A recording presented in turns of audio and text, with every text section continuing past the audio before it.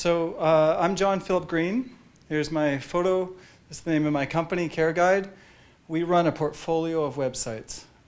Sitter.com, housekeeper.com, petsitter.com, eldercare.com, housesitter.com to complete the suite. We match families with caregivers. So if you were looking for a housekeeper, you would go to housekeeper.com. It's exactly what you would expect when you get there. You could enter Toronto, or it would detect it automatically, and we would match you with housekeepers. This graph here is our growth. I don't know if you can see it too well, but there's a colored area that's underneath of the bars. That's the traffic to our websites. The bars are our revenue, and so we've grown pretty quickly over 2 years. Although it feels very slow at the beginning, over 2 years into it now. And I'm proud to say, though, at the end of those bars this fall, we just closed our seed financing round. And so I was really building all of this myself since the beginning. And it was pretty lonely. So now we've just closed a seed round of 1.3 million. We did indeed break angel list because we had 55 angel investors, which I guess was a record. I'll tell you a little bit about that and some other the challenges that we've met. I'm going to endeavor, by the way, to do 5 challenges in 5 minutes. We were invited as speakers to talk about challenges we've met and overcome. The first was that I'm going to highlight was, how do you overcome the marketplace chicken or the egg problem? When you start a marketplace, it's much more complicated than an ordinary business because you have to match supply and demand. In, like say, an e-commerce business, you just have to get your products, and then you just have sort of a one-sided problem to deal with. In the case of marketplaces, and I've listed a few of them there that you would know, you have sort of this problem when you're starting out because you have to get supply in order to get demand, and you have to get demand in order to get supply. And so what I would invite you to do if you're endeavoring to do something similar is to think differently. So this graph is very confusing. You have to bear with me. I studied mathematics, so it's not unnatural for me to look at x-axes that are not time. But this is users and cities, and what I mean by that is, as a local service marketplace, I launched with all the cities first before necessarily getting density in each city first. So every other local service marketplace that you would know had significant density in probably San Francisco before they moved on to other cities. We went in a completely different way. And I'm going to tell you in a moment just how we did that. But first, just some fundamental religious beliefs that I hold. PR. I can't stand it. I think that most startups spend entirely too much time doing PR. I'm proud to say that we don't have any for CareGuide. Only recently did we start to tiptoe into some of the tech blogs to help with recruiting. I think that startups need to focus a lot more on growth hacking, on creating viral loops, on creating like their core drivers of their business, and not be so fixated on the linear growth aspects of their marketing. And that definitely includes PR. When you do PR, you get a big bump, but it doesn't translate long term. So forget about PR when you're starting. Similarly, I feel strongly that most startups overdevelop their product when they first begin. I'm proud to say that CareGuide websites, again, like housekeeper.com or sitter.com, they have 6 functional pages. We have a home page, a directory, a listing, a sign-up page, messages and calls, and that's it. We don't even do background checks. We don't do anything yet. We're going to get to all of that. I have funding now. I'm hiring, by the way, like everyone else. We're going to get to all of that good stuff. The thing you really need to be focusing on is distribution and growth. One hack that I arrived at before I even started this business was to recognize that domain names are prepaid marketing. $300,000, $500,000, $750,000. I have domain names that are worth this much. You can see some of them that are listed there. And they sound outrageously expensive until you realize the sort of traffic that they generate from day one. Imagine starting your business with names like this. Imagine launching your websites, and they already have traffic and traction. Buying domain names is like prepaying for your marketing. I have an example there that you can sort of read through.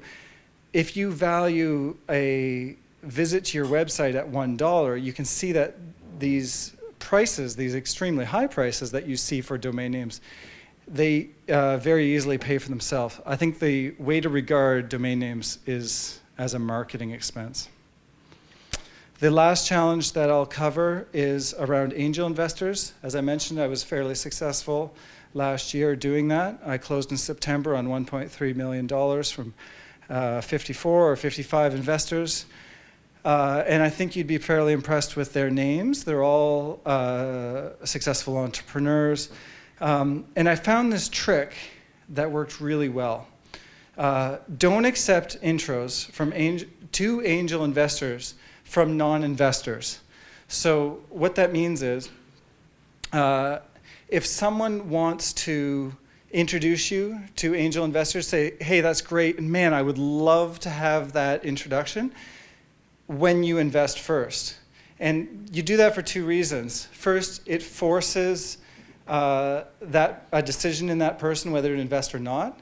And then the introduction that results is of massively more value, higher quality than the original. So yeah, it's a little hack that I learned. That's the end of my presentation, and I'm happy to take questions now. I don't have t-shirts or an exceedingly deep voice like my previous presenter. Yes? How did you get your first angel investor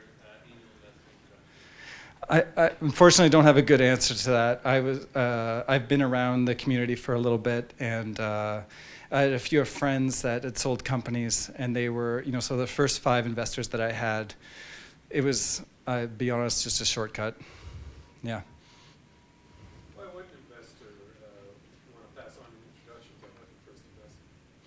Why would an investor want to pass on an introduction before they invested? Well, in fact, it would be a very natural thing for them to want to do. Imagine you're an investor and you're looking at a startup. You're thinking, wow, I really want to know what Bob has to think about that. And so it's very natural for them to want to introduce, because there's not enough scarcity. When investors see a deal in this climate in Toronto, they're thinking, wow, I can wait a week, I can wait 2 weeks, I can wait several months, and that deal is probably going to still be there. It's up to the entrepreneur to create scarcity. And so one of the things that I did successfully was to force them to make a decision. And there's lots of other ways of doing that, but I found that this mechanism was probably the most important. If I can go back one slide, I didn't highlight on the right there, and I'm not sure if anyone can see it, but this is a pathological example. But I have there, Jonas Brandon introduces me to Amit Shah. Amit Shah introduces me to Andrew Peak. Andrew Peak introduces me to Satish. Satish introduces me to LP. Like, I would get these chains of people that would make these introductions. And I owe it all to this sort of rule that I artificially sort of set up for myself. Okay, next question. Yep. Can you talk a bit more about the launching in multiple cities, but not that? Sure. That graph? Yeah. When I launched Sitter.com, I imported a database of all the cities in Canada and the US. And so when people came to the website, and remember, we had Sitter.com, so there was 10,000 people coming to the website every month already, even before we launched the site. And so when they arrived, it reduced the problem to a product problem. And so what we had to do was handle the situation where we just didn't have anybody in their location. And so what we did is we sort of showed a backdrop of listings, and then over top of that we had a modal dialog box that couldn't be dismissed, that required you to sign up before you're able to access the listings, of which well, there weren't really any of them, but they then created the first listing, and that's how it sort of went. And if you were to go to some of our sites, by the way, and if you were to go to obscure cities, you would find no listings, and you would still see that same modal, even though we now have hundreds of thousands of listings. Okay, next question. How do you sort of control the quality of the service? How do we control the quality? Right now we haven't been that ambitious. We're a matchmaking service. We allow people to express themselves through their listings. They can validate their phone numbers and email address. They can get social proof on the site. But we don't go beyond that, in the same way that Craigslist wouldn't be responsible for the connections that it makes between supply and demand. Next question. What motivated you originally to start this? I'm in my 30s. I have a child. We've hired a nanny. I have older parents. My father passed away and had a lot of elder care needed before that time. And so I think I was very sensitive to the needs of families that need caregivers. And so, and then it just seemed like a good economic opportunity when I had the opportunity to acquire the domains. Yes? So you said first you were on your own for the first bit. Yes. How do you find your first co-founders or starting team? Any lessons there, any challenges? Right. Well, I don't really have a co-founder, but I have the benefit of studying math and computer science, so I was able to do a lot of the technical aspects of building the business myself. And then it just took some time, until I scaled up the business. See, when I was fundraising, I was able to do that relatively successfully because we were cash flow positive. And so for me, it was just really important to get to that point so that I could do the fundraising in a way that I felt more comfortable. And that means, not being under duress to make payroll, and then to be in the driver's seat when it comes to negotiating with investors. Yes?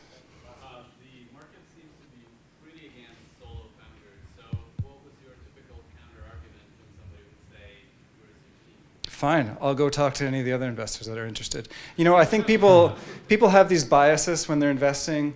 People over-index, just for instance, mobile, they over-index social. They have these preconceived notions about what a founding team looks like, what a successful business looks like. But guess what? If they really knew what a successful business looked like, they would go and build it, right? I'm building it. And that'll be the